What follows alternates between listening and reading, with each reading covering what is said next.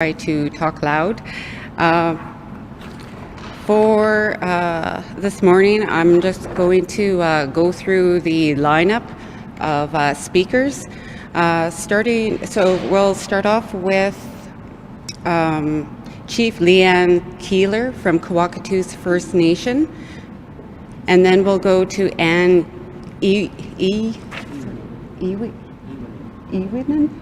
Ewinen. And she's going to be speaking on behalf of her father, Thomas Fable, Thomas, Fable, Favel.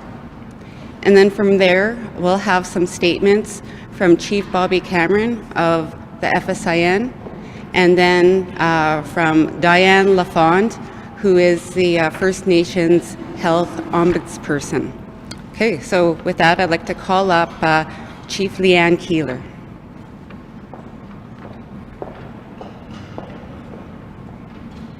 Tanse. Good morning. My name is Okinawa Leanne Keeler from the Kwakatus First Nation.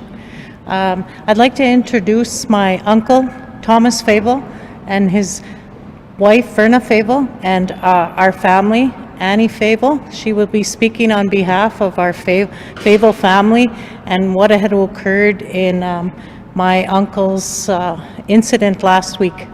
We had always believed in a peaceful relationship, and it is spoken as such with our ancestors and what they've passed on to us. And that wasn't the case when my uncle needed care last week, and the family is very hurt and upset by what had occurred, and we as a community are supporting this cause and this fight because we believe in a good healthcare system for all our people. At this time, I'd like to introduce my cousin, Anne Fable. Thank you. Good morning, and thank you for coming on behalf of me and my family.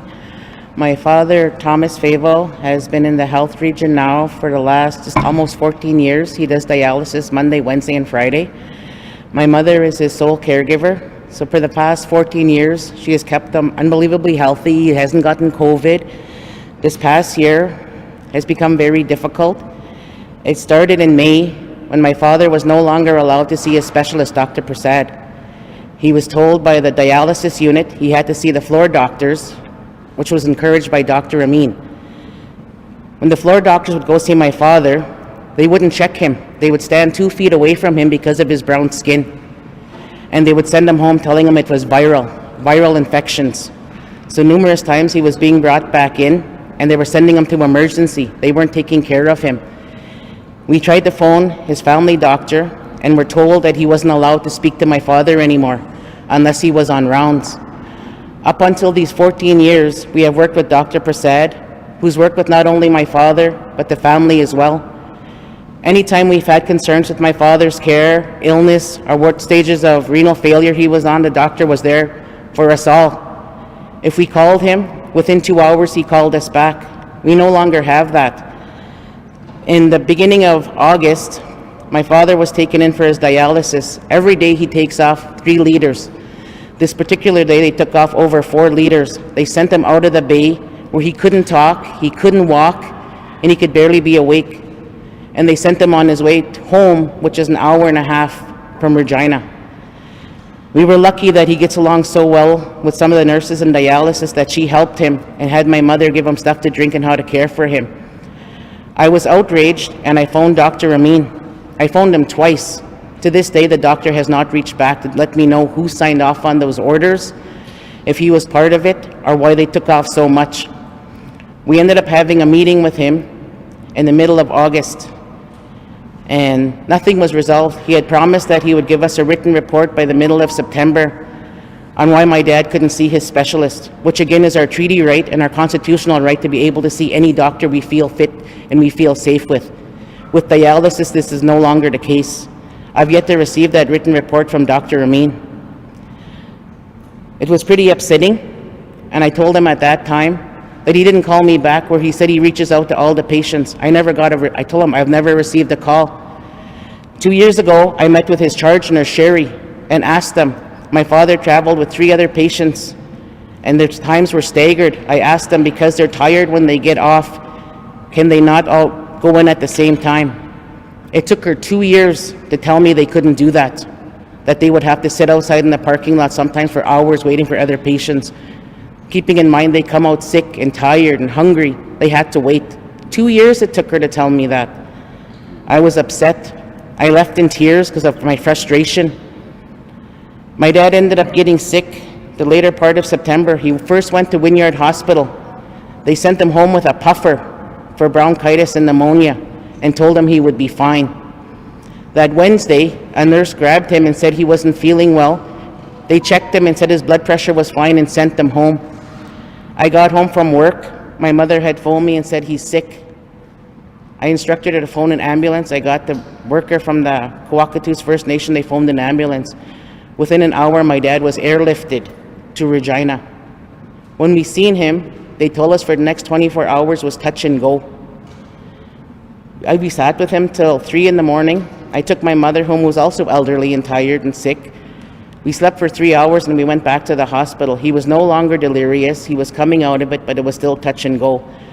I was told at that time we were going to be put up to the medical, what was it called? Medical unit on the 2nd floor. By 11 o'clock, he was put up to the 6th floor. This 6th floor, we've had so many issues with. A few years back, my dad was in the hospital, and again, they told us he was touch and go. No nurses came to see him. He was throwing up on himself. He was delirious. He was fevered. Nobody came to see him. We had to change his bedding. We had to change his clothes. We had to take care of him because they didn't believe that because of his brown skin, he was worth it. So my mother went and got him something to drink. She got him tea. In that room on 6F, there was only tea, bread, and jam. They accused my mother of stealing because she got him tea. We went back a few days later. My dad wasn't eating, and there was a nurse sitting on my dad when I walked in, shoving food down his throat. I was livid. I was ready to attack him when my dad called me off. Seeing my dad laying there crying with a man on him, forcing food down him. We got a hold of our doctor, and he was moved floors immediately. Now, we took him in on the 28th. By the 29th, he was on the 6F. The 30th, it was Orange Shirt Day. Nurses are wearing orange shirts to commemorate First Nation people. We sat with my dad till about 8:30, and I took my daughter and my grandson home, and I told my mother I'd be back for you. My dad had dialysis that day, so I knew he would be tired. My mother stayed with him till about 25 after 9. She helped him go bathroom. She sat with him. She got his table by the bed and got him all set up for the night. The next morning, he phoned me. He was so upset. He told me that it was shortly after 7 that he was restrained. So I phoned the hospital, and they told me he's delirious. So I raced up with my son, and I told him, okay, Dad, whatever they restrained you with, keep it. So I got there, and sure enough, there was restraints on his bed. Keeping in mind he was in the hospital for double pneumonia. They restrained him that night, and they laid him flat on his bed. When I got there, he still had phlegm on his chin from trying to spit it up, where he was choking all night. I was mad. I started taking pictures and questioning the nurses. That night, they restrained him. While he was sleeping, they woke him to restrain him, to tell him he was running away. That morning when I got there, they told me he was walking, and he almost fell, so they restrained him for his own good. We went and read his notes. In his notes, it said he was delirious. So I asked the nurse, which is it? There's 3 different stories already. What happened to my father? He's 77 years old, and you had to restrain him? We left our numbers. We've been in this hospital system for so long that my mother and I left our numbers and asked if anything should happen, no matter what time that you need us, call us. Not one call was made. I made that call in the morning after my father freed himself. They didn't let him out. He freed himself. I asked for the names of the nurses. They wouldn't give me. They assured me that they would move the nurses. So I asked them, is it for their protection or mine? I asked that he be removed from that unit. They told me they couldn't remove him. So I went to the doctor, and I told the doctor what happened. Dr. Codwell told me, you have to make the appropriate complaints to the appropriate people. And he would give me strong antibiotics that I would take my father home. This happened by 12 o'clock. 12 o'clock, I took it to the nurses and I told the nurses, my mother helped my father go bathroom last night. It was still sitting in the room, 12 o'clock in the afternoon, and he went use the bathroom at 9. That hospital room wasn't cleaned. My son started taking pictures. There was coffee stains on the floors, pills on the floors. The garbage wasn't dumped. I ended up having an argument with the house staff because she said she cleaned, yet our pictures stayed otherwise. He's in there for pneumonia, and they're not cleaning his room. The nursing staff that came in to talk to us, we were gowned up. They did not gown up. They did not take his health into consideration coming in there. They were moreover trying to tell me what happened with their nurses. To this day, I don't know the nurses' names. They still haven't given us. They haven't given us if the doctor signed off on that order to restrain him. These are pictures that my 77-year-old father came home with. You can see the pinch marks on his skins where they held him. You can see the bruising on him, his back and his hip. His back still hurts today and his hip still hurts today. Once the doctor had seen what they had done, he sent them home. But they didn't release my father right away. They kept him till just about 3:30, 4 o'clock. They wouldn't take his IV out of his arm. They told him he had to do rounds first. He was supposed to have a medical procedure done on his throat, where his food and his water were going into his lungs that was causing all his infections. Monday morning, they phoned my mother very rudely and asked her, are you living on the reserve or are you in town? So I took the phone and I asked them, what difference does it make? My father needs this procedure. And they said, okay, we'll phone you back. No calls have come. He hasn't got that procedure yet. And we haven't got answers about anything that's happened. My family is outraged. He's an elder. We don't treat our elders like that, let alone our parents. I've taken good care of my parents to make sure that we could prolong them. They're our life, they're our livelihood, they're our backbone, and to see them treated like this because of the color of their skin. For 14 years I've fought with the hospital. I'm so grateful that FSIN has gotten health ombudsman. Because of them, our stories are being heard. Because of them, we felt like we were validated. They came and sat with us on Sundays, in the evenings. They talked with my dad to make sure he was okay. He still has to travel to dialysis Monday, Wednesday, and Friday at the Regina General Hospital. And he doesn't want to go. He's terrified of going. And I don't blame him. They don't pick on people that are able to fight back. One time my dad was a strong man, but in my eyes he'll always be my hero. And to see my hero come home like this broke me. When I seen the marks on him on Sunday, I phoned the city police and I've laid charges. Nobody should have to come home like that when they're seeking help. Now we have to seek justice and help for him. We have to try and move him to Fort Capel so he can feel safe to do his dialysis. And we're still not getting that cooperation. The charge nurses won't sign off on it. I don't know why they want to keep him, to abuse him more, to ridicule him. I'm fortunate that our chief and our council and FSIN stand behind us because now we're not standing alone. My father's story is being told. He's being validated. And the love for him is showing because so many people have reached out, so many people have came, and I'm grateful for that. My dad knows that his worth is still there. He knows that we love him and we need him regardless of what the staff has done to him. It's been appalling what my father has gone through and he's still here. And we're here together as a family, and I appreciate that. And I appreciate FSIN. I appreciate you all coming out to hear his story. But no human being should go to the hospital looking for help, coming out looking like that and looking worse. We took him home with his infection, and I cared for him. My mother cared for him. My daughters cared for him, my sons. We have no medical background, but he was safer with us than he was in that hospital. And this has to change. Hospitals for First Nation people have to change because we matter. And how dare you wear orange shirts if you're not going to even respect us? We're human too. We bleed red like everybody else.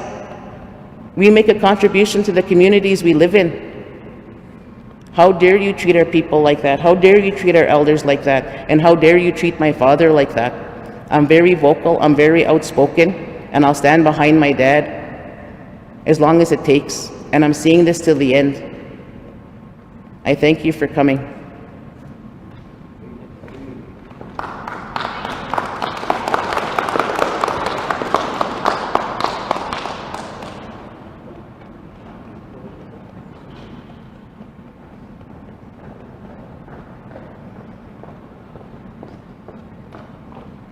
Thank you, Anne. Next, I'll have Chief Bobby Cameron from the FSIN.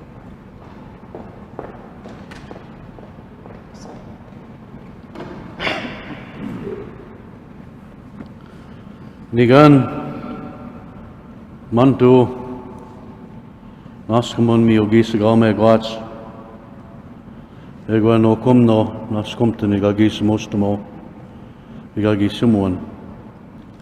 First and foremost, we thank our God, our Creator, for a beautiful day, and to our grandmother, Anokum, for the prayer this morning, and for the family, Thomas Fable and your family, for having the courage and strength to tell your story, to speak your mind.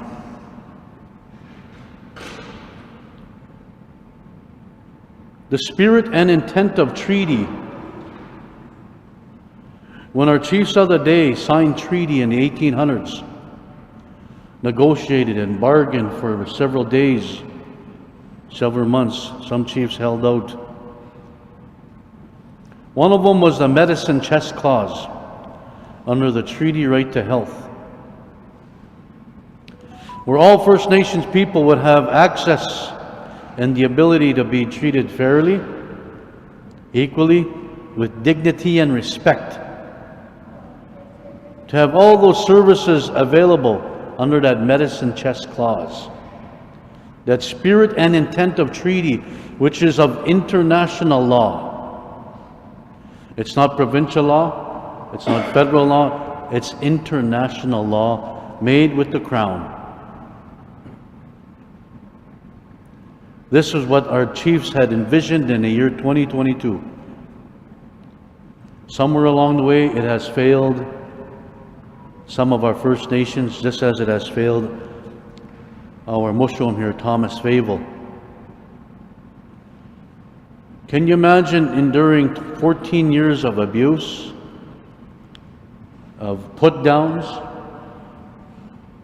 of verbal attacks, emotional attacks in the hospital for 14 years? We want to say to Annie, for your strong words this morning. This is a lady who speaks from experience, a lady who didn't need to read from a piece of paper because she spoke from her heart, because she's experienced it. The family has experienced it. And we're saying as a federation,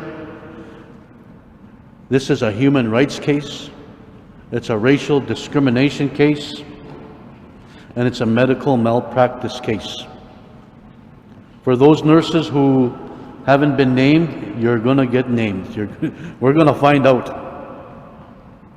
We're going to get to the bottom of this, because the treaty implementation under the medicine chest clause, our ancestors ensured that we would have the strength and courage to go the distance, and this is one of them. Speaking to Thomas and the family this morning, they don't want this to happen to anybody else. They don't want any other person to go through what he's endured. To be accused of trying to run away. If you can focus on Thomas here. Trying to run away.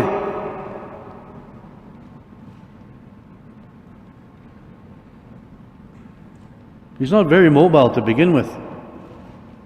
And to be accused of trying to run away. What a disgrace that hospital is and the staff.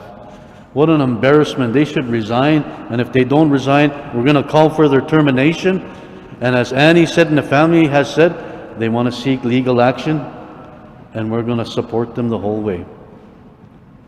The Chief Leanne Keeler and your council for supporting the family, and many others. Enough is enough.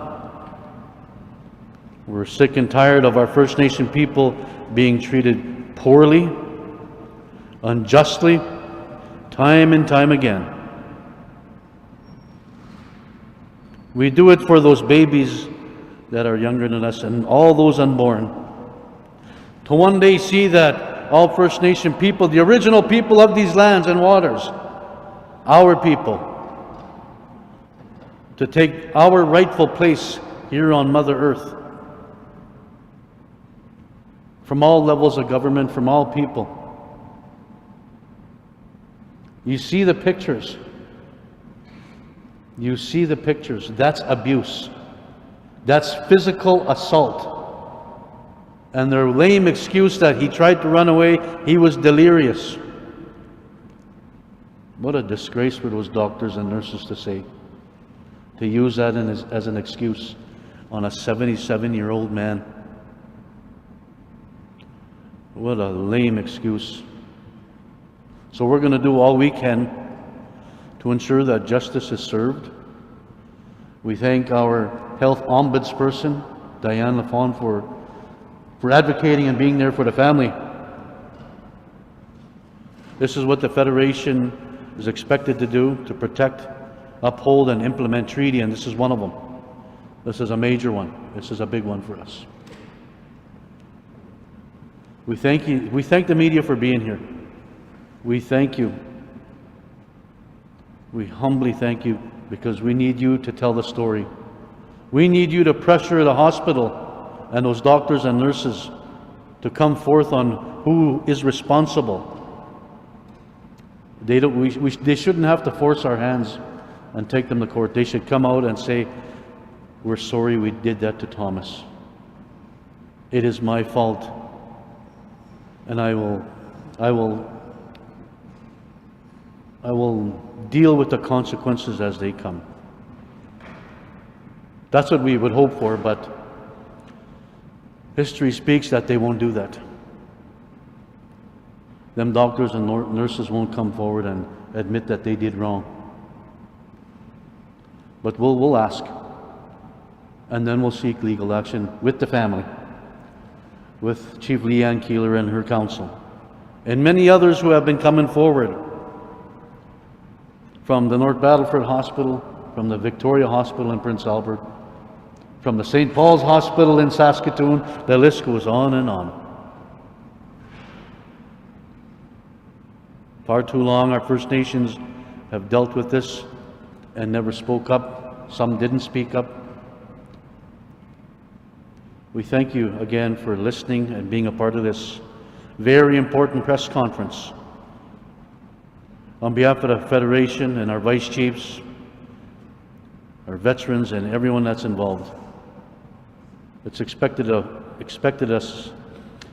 us as an executive to do this, to support the family, to implement and uphold and protect treaty and that medicine chest clause.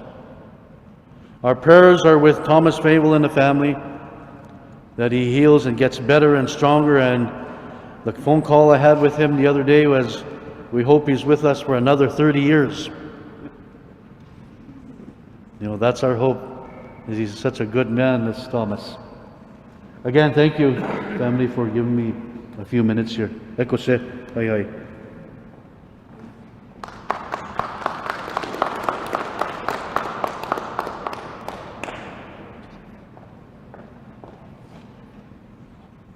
Thank you, Chief. Next, I'm going to call up Diane Lafond, and Diane is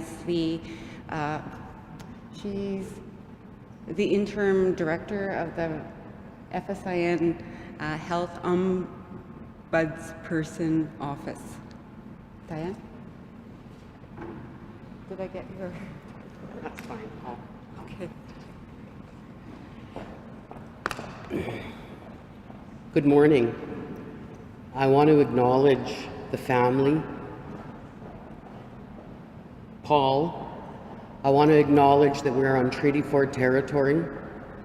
I want to acknowledge the Creator and our ancestors for giving us the strength, our leadership, the Federation, in working hard to advocate to create the First Nations Health Ombudsperson's Office. It's been needed for many years.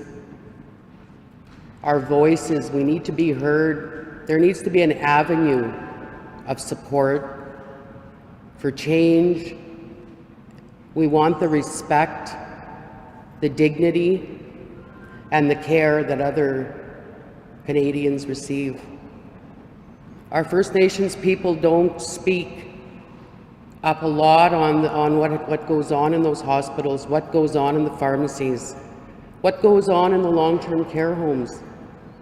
Their voices need to be heard, which was the reason why we needed a system, organization to be their voice, to work on individual investigations, grievances, as well as work on the bigger picture of systematic changes.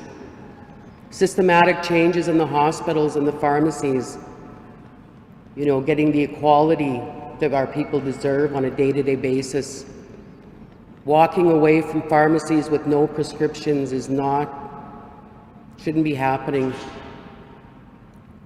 Getting abused, mistreated in hospitals, dying of misdiagnosis. You know, it's heartbreaking, the stories we hear.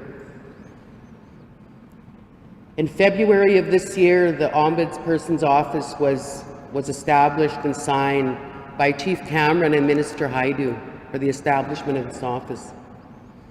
We have a board, an advisory board, that consists of Dr. Veronica McKinney, First Nations woman doctor, that works a lot with the North and is our chair of our advisory board.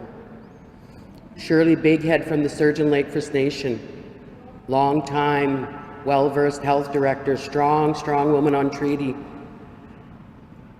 Patricia Ironstan from the North Battleford's treaty area, long-time health director, very hard advocate, very strong advocate for our people. Gail Bomey from the First Nations Hospital out of Fort Qu'Appelle. That's our board.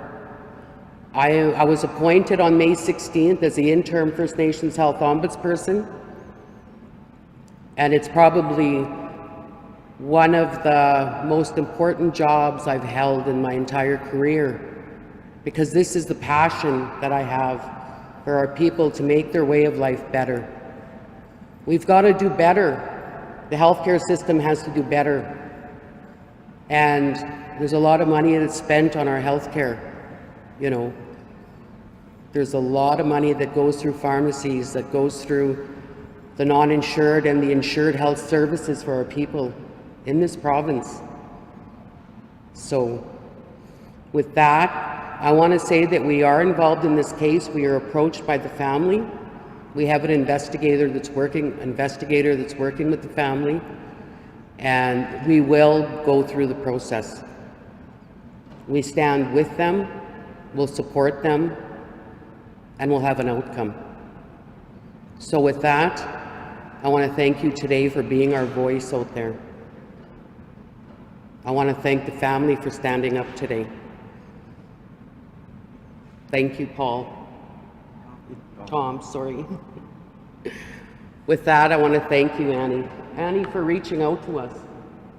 We stand with you. With that, thank you. Hi. Nanaskamonanots.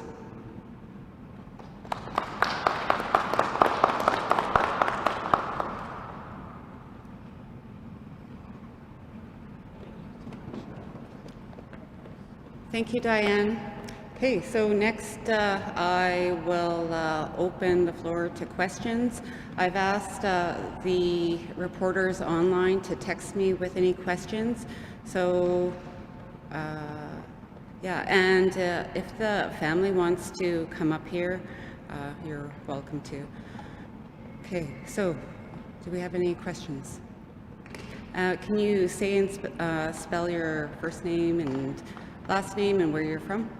Sure. My name is Laura L-A-U-R-A-S-C-I-A-R-P-E-L-L-E-T-T-I. I'm a CTE in Regina. I just want to thank the family for being so open with us, with the media, and we're really super lawyer. I just want to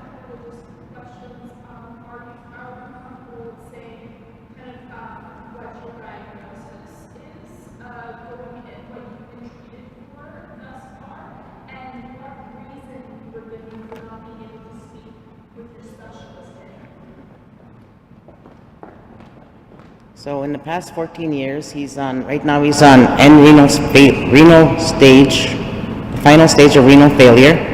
He's gone in for bypasses. He's had bypasses. He's on dialysis.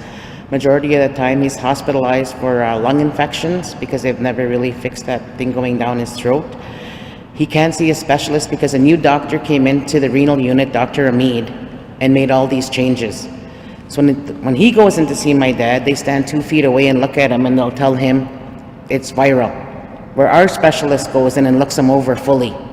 He'll look him over, he'll check him over, he'll come back the next day, and in the last probably 4 or 5 months, he hasn't been able to see him. He's not allowed to. He phoned the doctor's office and the doctor told him, sorry, we can't. The secretary told him he wasn't allowed to see him. He wasn't allowed to. He has to go through the floor doctors. So when we met with Dr. Amin had told us it's because they want to make sure everything's charted correctly. But yet when I asked the doctor at that point, who took out the 4 liters and who signed off on it because he needed a doctor's signature, he never gave me an answer. He had his file sitting right beside him. He never once opened it. Dr. Prasad knows me, knows my mom. He knows our numbers. He knows his children, his grandchildren. He has another gentleman sitting here that he goes to dialysis with that's had similar experiences. He was slammed up by another doctor. They sit outside of the renal unit because they're brown. They make a joke that it's a chief and council meeting or a powwow, and all the natives sit outside the renal unit, waiting while other people are coming or going. They make them wait because of the color of their skin. He's the head of the renal. Yes. Amid. We don't.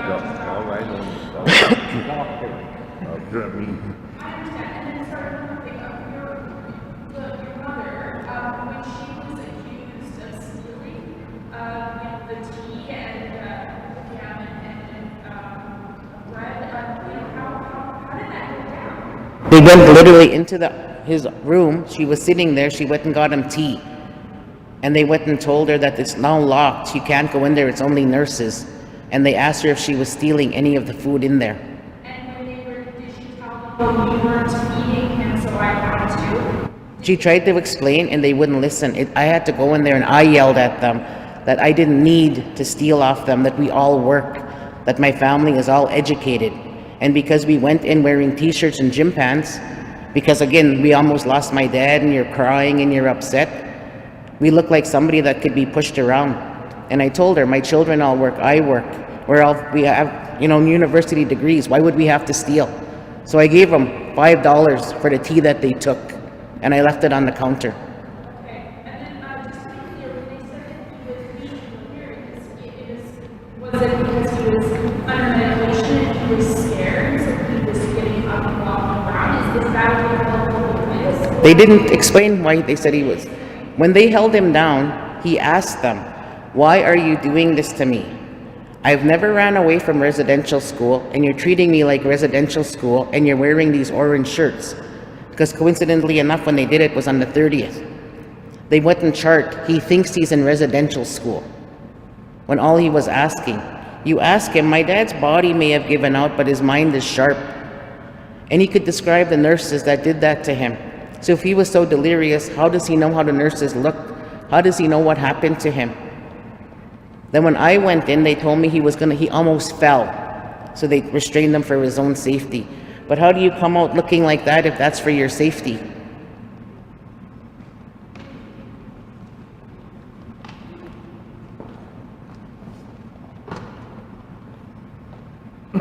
Any other questions?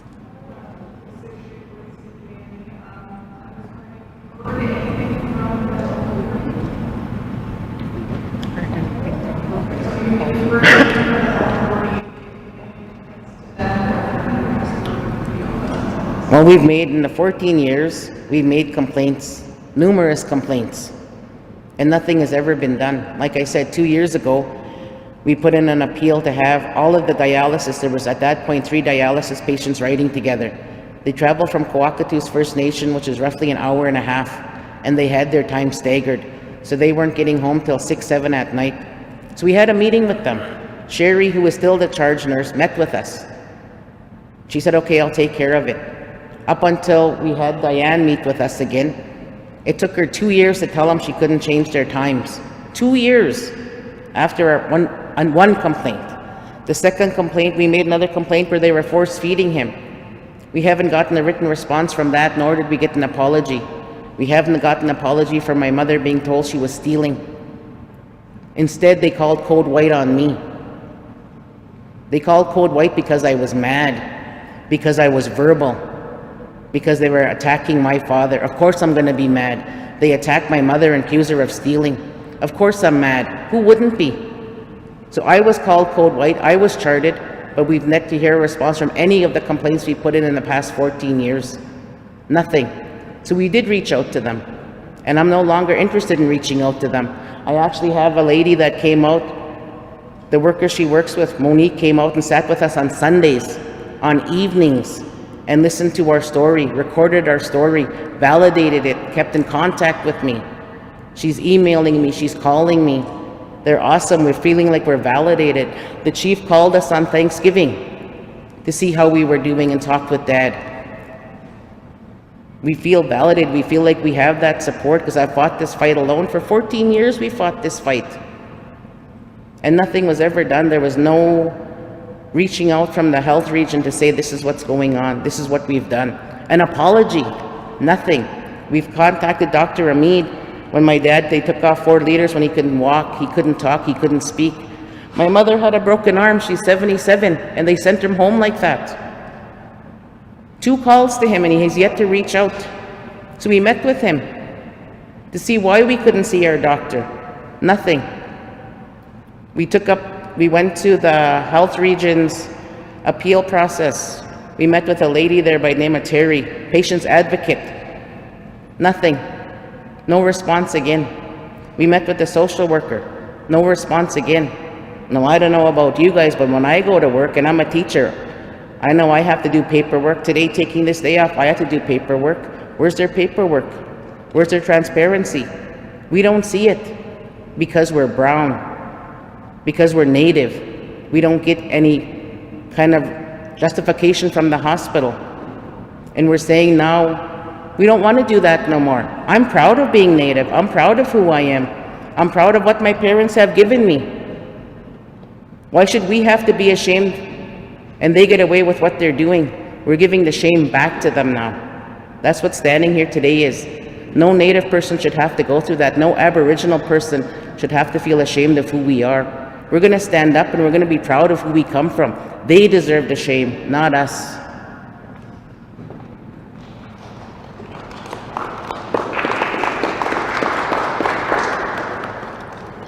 Okay.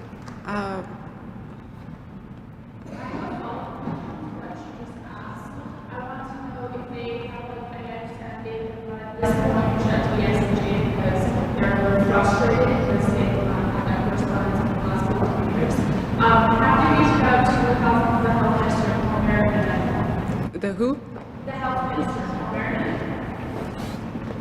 I did reach out to the health minister. I got a couple calls from a couple of workers that worked under him, and I emailed him requesting a meeting. I have yet to hear back if we're going to have that meeting, but I have spoken to a couple people that work under him. They've expressed, apologies for what my father has gone through and asked how the family is, but no meeting has been scheduled at this point, but the request was taken to him. I did contact the NDP as well and was told that they wanted to see what happened after this press conference. And then just to confirm, the dialysis got too much taken out. That was in August. Is there a specific date attached to that, or just you don't know? Oh, I have it written at home. I don't have it on hand, but it. And then the night will be like release happening photos. That's October or September 30th. Right. One more question. Sorry, I have something. I just want to do justice in the coverage.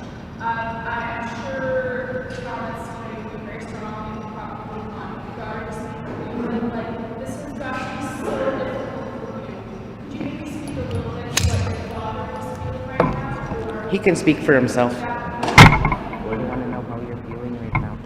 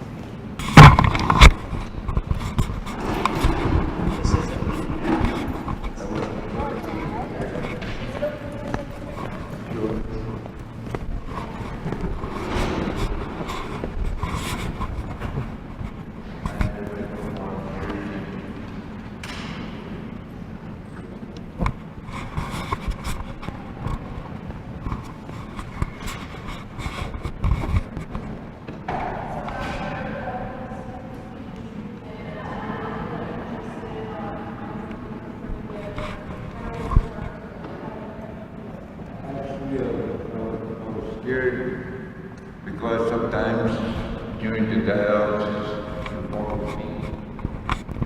And if somebody was after me that, sometimes nurses from other bays come into your bay while you're on dialysis. And there's a lot of times you fall asleep during the dialysis. If somebody was after me bad enough, there's a little red button that they put the needle to give you a needle for blood thinner during your dialysis. That you're what's stopping a person by putting something into that thing and getting rid of you? If they wanted to get rid of me bad enough, they could. And, you know, I don't know what the reason was, because first and foremost, I got a rude awakening like 2.5 years after COVID-19 started in Canada and in our province.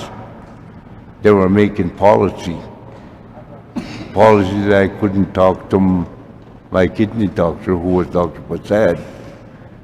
And I got a rude awakening by phoning.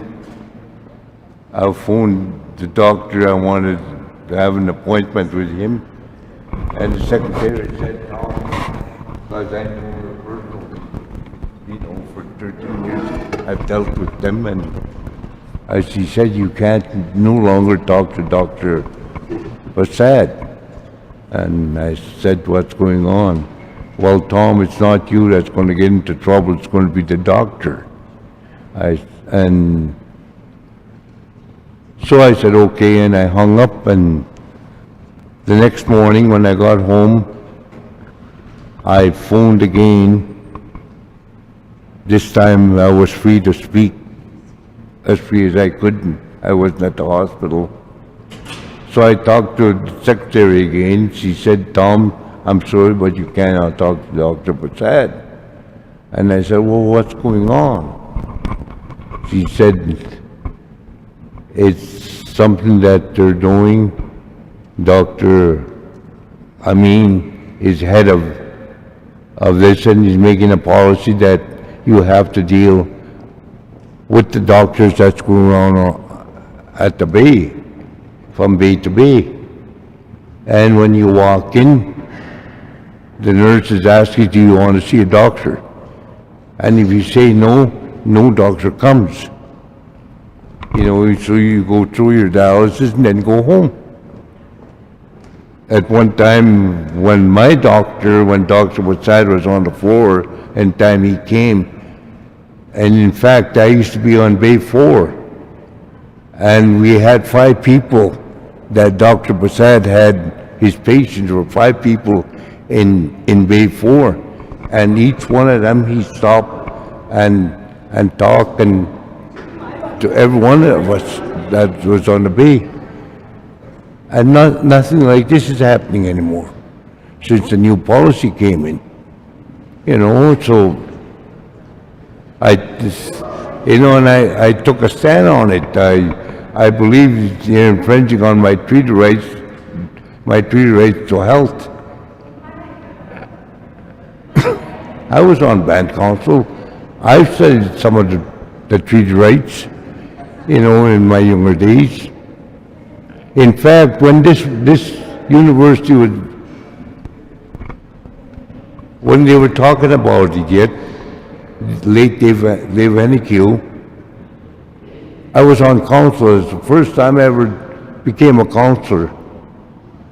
You know, so, you know, they were infringing on my treaty rights, as far as I was concerned. That's my treaty rights. That I have the right to choose what doctor I want. I don't think the hospital have the right to choose my doctor. And I took a stand to that. And I don't know if that's what got me into trouble. You know, because when I went that day, I don't remember when they got me in the hospital, but all of a sudden I came to. And I slept for a while, and when I woke up, they were taking me up I didn't know exactly where I was going, but I went up. I got up to B6, and I met a doctor there, Dr. Caldwell. And he said, Mr. Fable, I want to keep you for 4 days. I want to see if there's any pieces of food going into your lungs to cause pneumonia. And the pressure I put my family through, I thought it would be nice. Maybe I could be living a little longer with my family, so I said, okay, I'll do that. And Dr. Amin was sitting right there in B6. He said, you probably know him, Dr. Amin. I said, yes, I do. And they rolled me into room 13. And Thursday, and he told me, I'll give you 4 days of antibiotics to make sure we get rid of your pneumonia. I said, okay, Dr. Godwell. And I went into my room. That night, I went to bed. They stayed till about 11 o'clock with me and my family. And I went to sleep. That was Thursday night. Thursday night, the only thing that was wrong, I was cold because it's little thin blankets in the hospital. Friday morning, I got up, I had my breakfast, dinner. They took me down for my dialysis. I came up, and my family, while I was down in dialysis, went to Moose Jaw for the powwow. And I came back. They came back. And of course, my daughter brought me a little comforter. And that night, Friday night, I went to, after just about 10 o'clock, they went and they wrapped me up in my comforter, and as they were walking out, I shut the light off. And I was sleeping. I went to sleep, and I went into a deep sleep. But all my life, I've been a light sleeper. And all of a sudden, I felt somebody grabbing me on my arm and throwing me on my feet, and grabbed me and pushed me towards the door. And there was a nurse. She looked like an Oriental person, grabbed me and pushed me back towards the bed. And the person from the back grabbed me, and this was in the dark, but the lights around the outside were shining in. I seen what this woman looked like. She looked like an Oriental person. She pushed me back, and this guy I didn't see grabbed me and slammed me onto the bed. And that's where I got bruised up on my back. And the second time he grabbed me, he slammed me onto the bed and jumped on top of me and held me down, and they put a thing around me, and they were tying me down. And I asked them, what the hell are you doing this to me for? And I swore. And he said, you're trying to run away. That's the only word that he said to me, that I was trying to run away. And I said, I don't know, today was the Orange Day, and I've spent 3 years in residential school. Reconciliation Day. I said, I have no reason to run. I got no reason to run. I don't know what I'm running away from if I'm running away. And I said, let me go. And they had me stretched on my back, and I had my hands tied in front of me.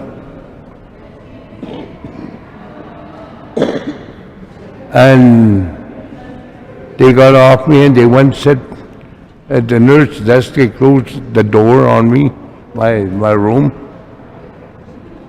And phlegm was coming up.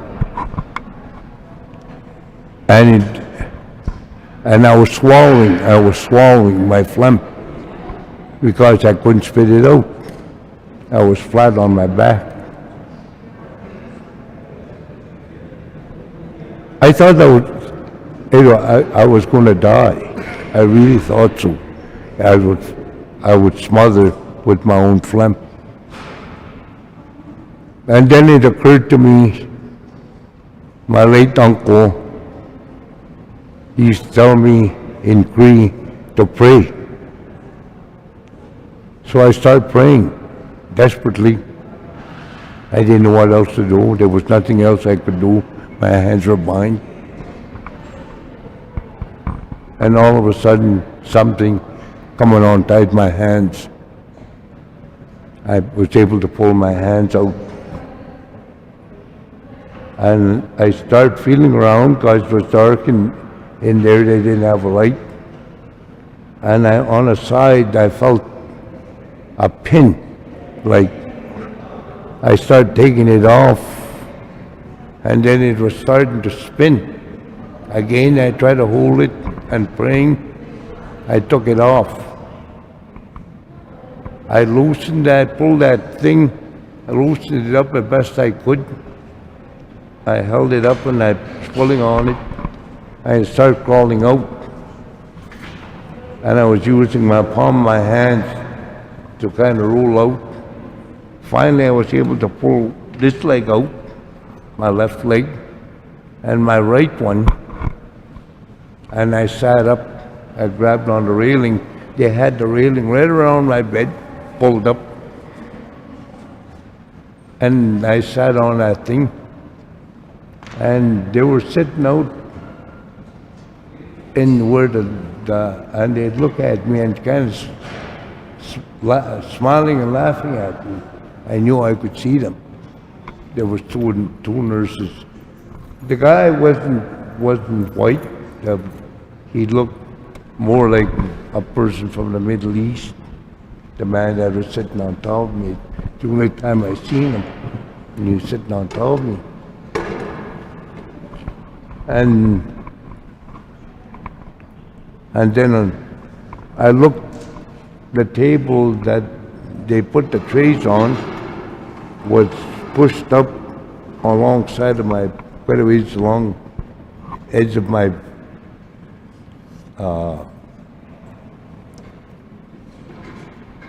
the bed, and that's where my phone and my bag that I carried back and forth was sitting.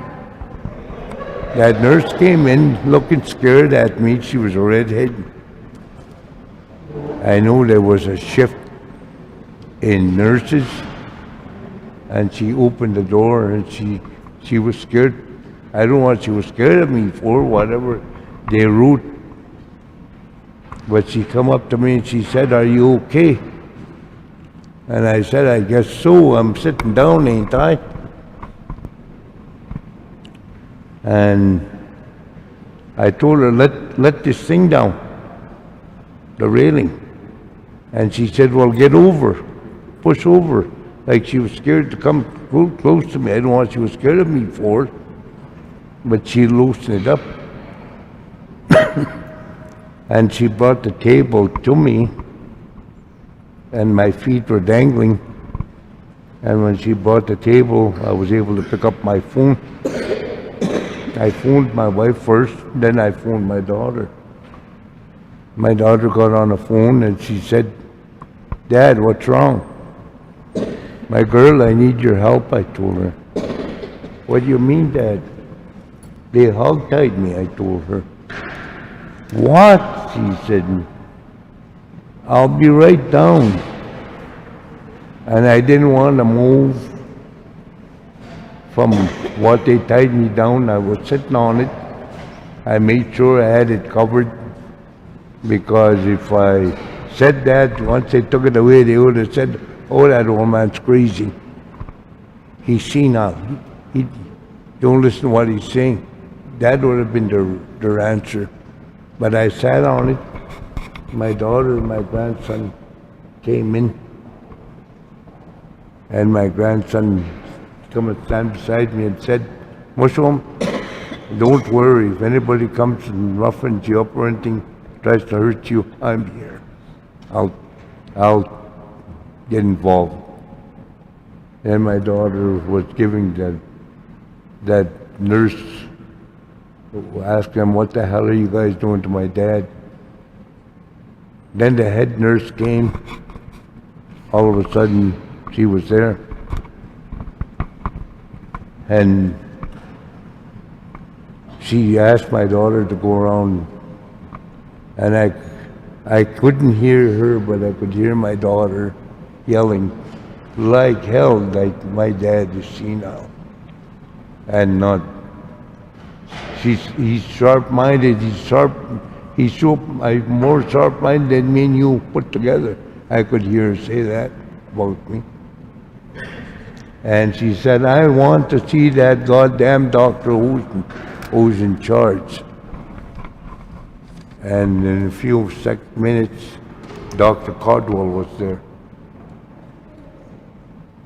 And the needle was still sticking out of here, and it was about that long.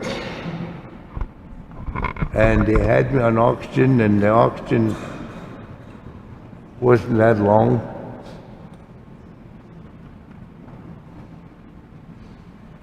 And it took Dr. Caldwell, felt pretty guilty looking at me, and he was on a phone. And I don't know if he was on a phone right through, but he was facing away from me, he wouldn't look at me. Then I finally yelled at him, Doctor, you're going to come and see me? Yeah, in 2 minutes. You know, it took him 10 minutes. I told him, Doctor, I thought 2 minutes. Oh, that's doctor time, he told me. He came. And when he got close to the bed, he said, Mr. Fable, we had an agreement. Yes, doctor, I told him we had an agreement. But no part in the agreement said that I was going to get slammed twice onto my bed and hog-tied. And he looked down, he looked up, and he said, Mr. Fable, I'm very sorry this happened to you. I told the doctor I'm not staying, I'm going home. Not a treatment like that, I'm not going to stay. And now it took them quite a while, the nurses. There was a guy in the next room running down the hallway with not a stitch of clothes on, and they just grab him and take him back in. But I don't remember taking my clothes off and running down the hallway to get tied down.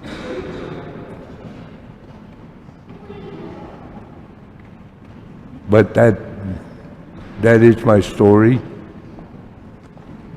Thanks for sharing.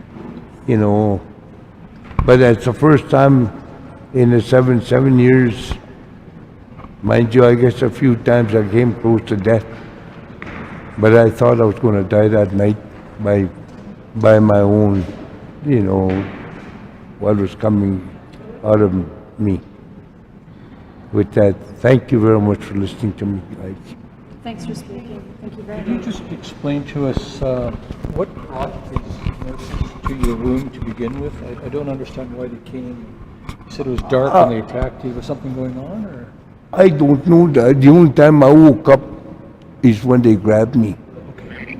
You know, like I was sound asleep, I had my daughter brought a comforter for me from Moose Jaw, and I was nice and warm, and I went to sleep. And when, like I said, I'm a light sleeper, and the door was open, the glass door. There was a curtain. There's a curtain that they close, and when that glass door, they must come very slowly into the room, and because the female was at the doorway. It was just a male that must have came up and grabbed me. But the minute he grabbed me, I woke up, and when he pushed me on my feet, I landed on my feet, and I can't run and I can't walk very good. And he pushed me towards the door, and the lady grabbed me and pushed me back. And the guy grabbed me again and slammed me on this side, and I'm bruised from here to the hip. I was slammed along the bed. And the second time he slammed me, he kind of knocked me out of breath when he slammed me the first time. And when I landed on top of the bed, the second time he jumped on me, and he was riding me here, and he had me pinned down like this, and they were strapping me down. I don't know how they strapped me down, but I knew the nurse came on this side of me and was putting some kind of a screw on that side too. And this side, they had some screws, like, I don't know what kind of a screw it was, because I took one off and I gave my daughter, and that redhead nurse said, "How did he take that off when you can only use a magnet to pull it out, to pull that screw out?" So were you sleeping, lying in your bed, or were you sitting I in was a chair? I must have been lying on my side like this, In your bed, in my bed, sleeping. sleeping. And they came in and attacked. And came in and attacked me. Why? I can't tell you why. I still don't know why. The only one I had, I can walk in a dialysis center, the nurses, as I'm going sometimes in Bay 2, I can meet nurses and they can say, "Hi, Tom." For 13 consecutive years I've been in dialysis. I'm working on my 14th year. In fact, 3 more days, Monday,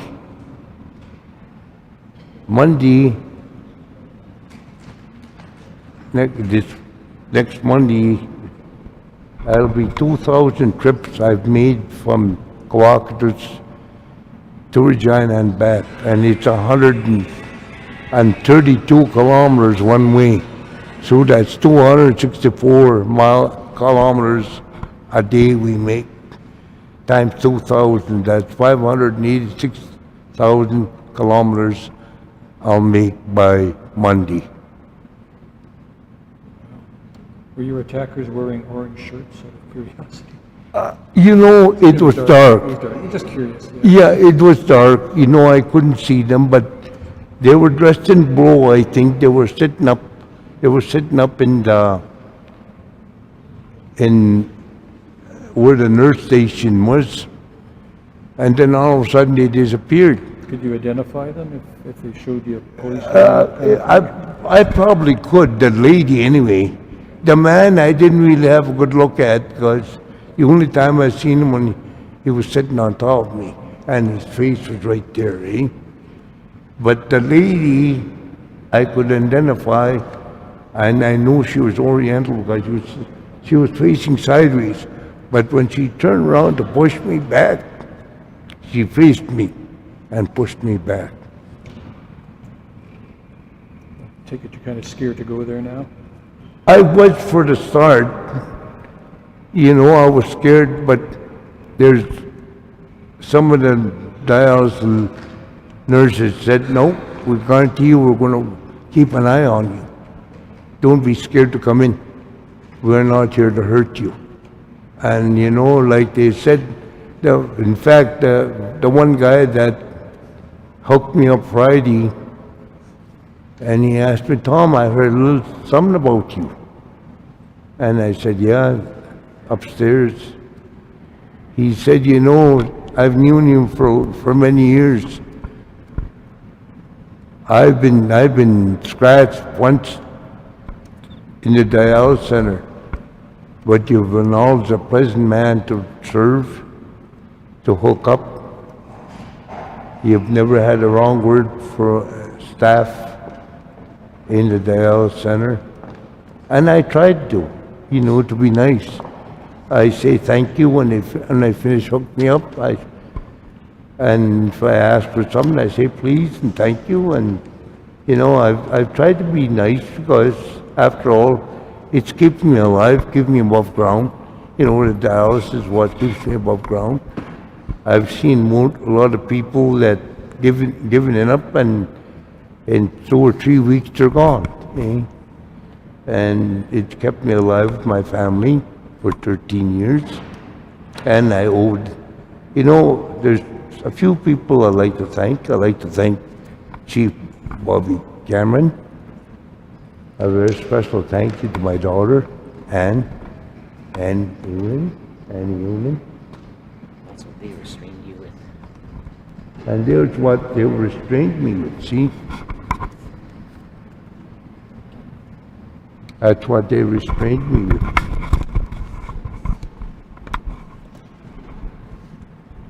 And a special thanks to my beautiful wife here of 52 years, to be 52 in January. You know, for also special thanks to Dr. Basad, my kidney doctor, and one nurse that I especially like to thank, Lynette. I don't really know what her last name is, but that's the only way I know her, is Lynette. She's been there for the 13 years I've been in dialysis. And thank you for listening to my story. Thank you for telling it. Yeah, thank you very much.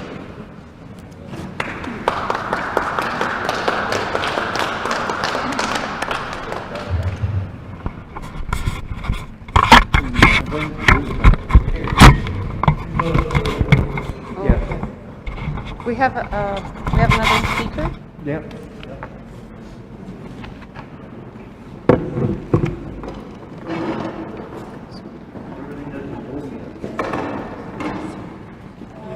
This back up.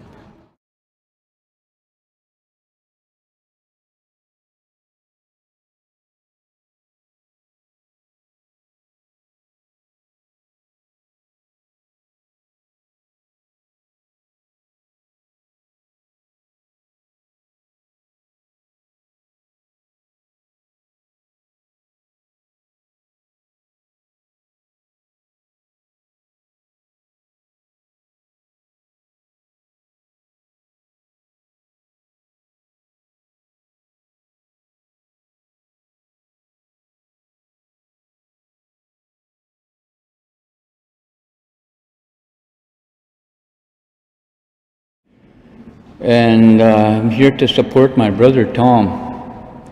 I've been in and out of the health region for, over 20 years, you know, and had a transplant, went back to it, but I see all what how our First Nations people have been treated around the health regions, different hospitals I've been at, you know, universities, St. Paul, Regina General, that's our home hospital right now. So anyways, I'd like to talk about the General Hospital there. I had an incident there about a month and a half ago. I don't recollect the right dates. I'm not that kind of a guy, you know. So anyways, this incident took place about a month and a half ago where I was lining up for some food in the food bar down in the cafeteria of the General Hospital, and I see this happening off and on, but I never thought it'll happen to me. Anyways, some old doctor guy, must have been a doctor, he walked in with some authority, you can hear him talking back of the line, and there's a lot of people in the cafeteria that day. It's Friday, and every Friday at the cafeteria is full. This gentleman attends walks up to me from back of the line over there, you know, I can hear him talking, and I kind of look around, he's coming at me, and so I turn, he gets at me, and it's about the mask issue, you know, but I think at that time, the mask issues were raised, like you could wear your mask if you wanted to, and there I had the mask on, which we were, I have to wear the mask on in the hospital, but this gentleman walked up to me, and he asked me if we can put my mask on. I said it is on, and he says, no it isn't. And I looked at him and I avoid him, and I walk away, move down the line, food bar line. He comes again, second time, and he says, can you please put your mask on? I said, brother, don't worry about my mask. Worry about your own mask. Because I don't know who he was. To me, it's just another gentleman. I don't care who you are, you know. To me, you're just another person. Anyways, he says, he tells me that, and I tell him to worry about his own mask. Move on down the line again, I avoided him. Get to the end of the food bar, if you guys know what a general hospital is there at the food bar line, then the cashier is just back over here. I get to the end here, my food is ready. He comes again, now I'm making my order, he's hovering over me. Like, I feel something here. I turn the minute I turn, he's right here. His face is looking down at me now. And he says, I told you to put your mask on, put it on now. I looked at him and I said, no, jeez man, you know, it was on, but it wasn't over the nose. He wanted over the nose. And I kind of chuckled at him, because he said, you know, to me, he's just another person. He reaches over now. He reaches over and grabs my face here and grabs the mask and tries to put it on himself, like that. Like reached over, grabbed my face, and he's gonna pull my mask, and already I stepped back, I pushed his hand away. I said, don't touch me, sir. Man, don't touch me, I told me. But already it was assault. I felt it was an assault. When he grabbed me, it was on camera. All what happened was on camera. I felt violated. I said, I'm not doing anything till I get my food and I pay for it, I told him.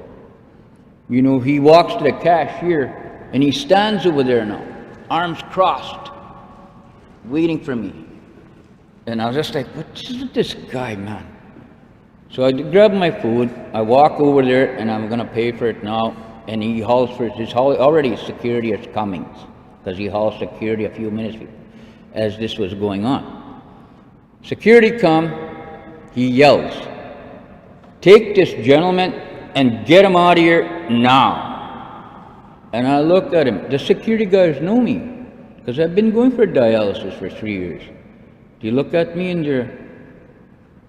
and he walks away. He walks back to the food line, I guess, wherever he was, I don't know. And I didn't really pay attention. He just walks away, and then I look at the security gentlemen, they know me, and they come. Their masks aren't even on. You know, one guy doesn't even have his mask on. And he says, what's the issue, Fenton? What's going on? I said, this gentleman just coming attacking me about my mask. I wouldn't put it over my nose, I said. And they're looking at me, and they're just, well, let's just go. They kind of hustled me out. So we're walking, going out, and that's when they wanted to know the story. I told them what happened. We walked out, got to the door. I went out. I felt so violated. I felt anger, and I felt hurt. And I was just thinking, you know, Jesus is how our people get treated, you know. I must have thought, you know, I was wondering why you come after me. And I thought, it must be because I'm an Indian, you know. Why was it? Because I'm an Indian. That's the only reason why I could think of. Everybody else is in there is white. I looked around, observed. You guys can look at the films, they're there. I was pretty sure I was the only native in that line. And he just wanted to come show his authority and just tripped out because I wouldn't listen to him. He even threatened to go outside and fight. He even asked, I said, geez man, don't do that, because I might just retaliate. He said, let's go then, let's go. He wanted to go outside, you know. I laughed at him, man. You don't know me, eh? I just avoided that. And I just said, I'm gonna get my food and walk out. I did. Security guys, they went inside, they looked at the cameras. They come out the minute, 5 minutes later, I hear them coming again. I said, oh my, here we go again. Now what are they gonna do, eh? And they come and see me in the smoking area, the general. I was so upset, I was sitting there, I need to have a smoke. Sit there and think, what happened? What really happened here? Did this really happen, you know? Wow, and then the security guard get back at me. He comes to me and he says, Fenton, we looked at the cameras, there's a charge there. There's an assault charge there, if you want to charge this gentleman. I thought about it, my mind wasn't, you know how it is, when something like this goes down, if it ever went down with you guys, it sits at you for a while. It takes you a minute to get your thoughts back into, okay, you know, get your mind set, your anger is gone, and okay, what's the next step here? So I just told the security guys, that's okay, give me some time. I'm gonna go home and I'm gonna talk to my family about this, what just happened. So I did. I went home, took some thought, I talked to my son, talked to my daughter, one of my 8 daughters, and they told me, Dad, this ain't right. This, what down there, you get back there and you do what you gotta do. I want you to go to the police and start writing your statement now. So I did. I wrote a statement that afternoon I got home. It was on my mind all next day. 8:30 next morning, I was making my arrangement back to Regina here to the city police. I dropped off my whatever there, that when you write a statement. They said they were going to look into it and see if there was a charge. Security told me to charge them. You know, there's a charge there if you want. So I did. The police said they were going to look into it. I waited for maybe about a week and a half, 2 weeks, nothing, no answer. So I made another trip to the city. I phoned the city police. What's going on? This is Fenton. I want to know what's going on with that incident that went down at the General Hospital. He said, we're going to we're going to pass you to a watchtower. Watchtower. Who's a watchtower? Okay, give me a watchtower. He gave me some gentleman watchtower. I guess he's the gentleman that, if the police do a wrong, he's the guy that reinvestigates. If the police are slip up, he's the guy that looks over everything. Watchtower. So I talked with him. Big honcho. He said he was going to look into it. I said, there's got to be a charge there, man. If this guy invaded my space 3 times, in my belief, there is a perimeter of 2 feet or 1.5 feet, where if someone invades that area, that's invasion of privacy. Or invasion of privacy, personal area.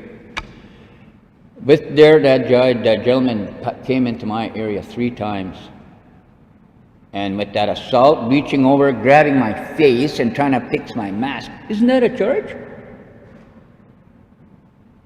Someone. I don't know. I was told that's a charge.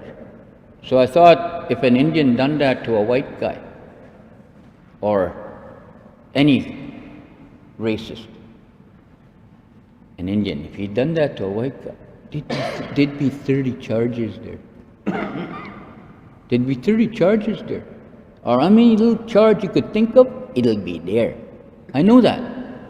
So I want that to stop. That's why I came here, and that's why I'm speaking my mind. That gentleman that assaulted me there, he's getting away with it. Nothing's done with it. Is it why? Because he's a doctor? I don't know. Because I'm just me. And I went over there and I grabbed that cameraman and said, hey buddy, grabbed him. He didn't like it. Charge, right? Charge. Why? Because he was 2 feet in front of me and he assaulted me. He grabbed me. He touched me. What did this guy do to me? And there's nothing done. And there's nothing done. Cameras, are you looking at me? There's nothing done. It's got to stop. We were here first. This is our land. We share. And this is the treatment we get out of it at the bottom.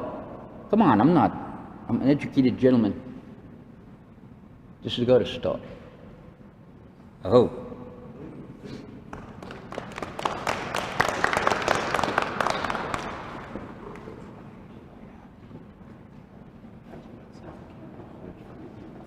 Have any closing comments from the chief or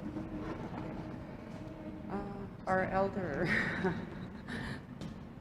Hang on, I have to go see if Margaret's around.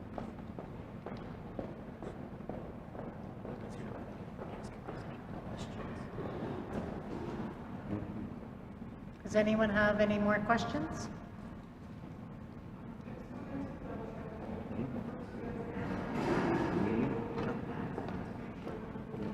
My name is Annie Iwanen.